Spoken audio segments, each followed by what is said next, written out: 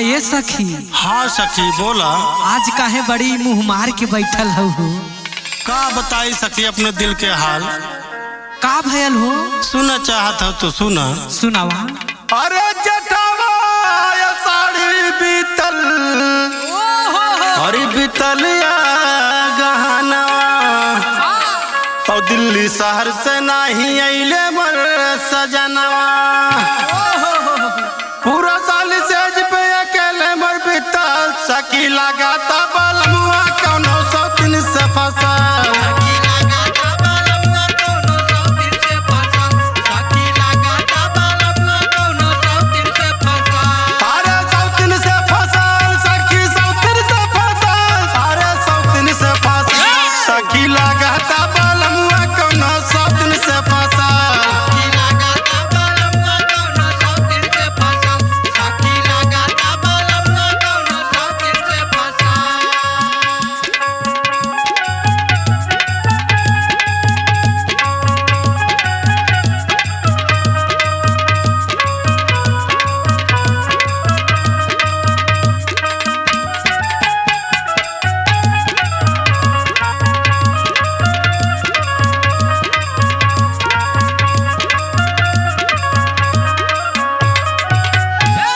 सखी बोला।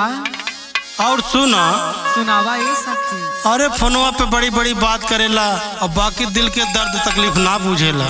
अच्छा हाँ सखी और सुना। सुनावा ये सखी।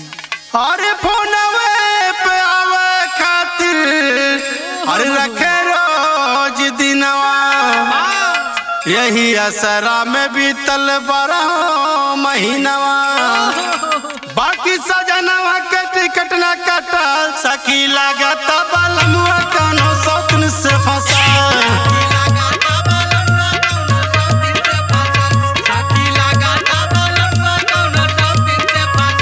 अरे सौतन से फंसा, सखी सौतन से फंसल, अरे सौतन से फंसल, सखी लागत बलमुआ कौनो सौतन से फंसा।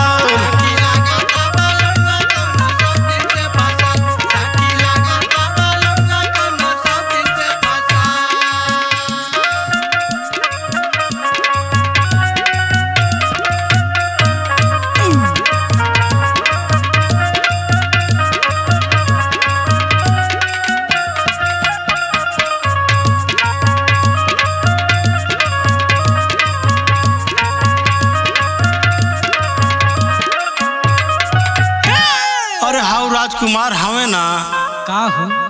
हमार अगुवाई करके हमार जिंदगी चौपट कर देले। का भयल हो? आगे सुना। सुनावा ये सखी। अरे राजू हरि शंकर नाही, अरे करबिन तजरवा, अरे है ना बलमुआ तो जाइब नहीं हरवा। अरे सैया बिन ससुरवा में कुछो ना बचल, सखी लागत बलमुआ कौनो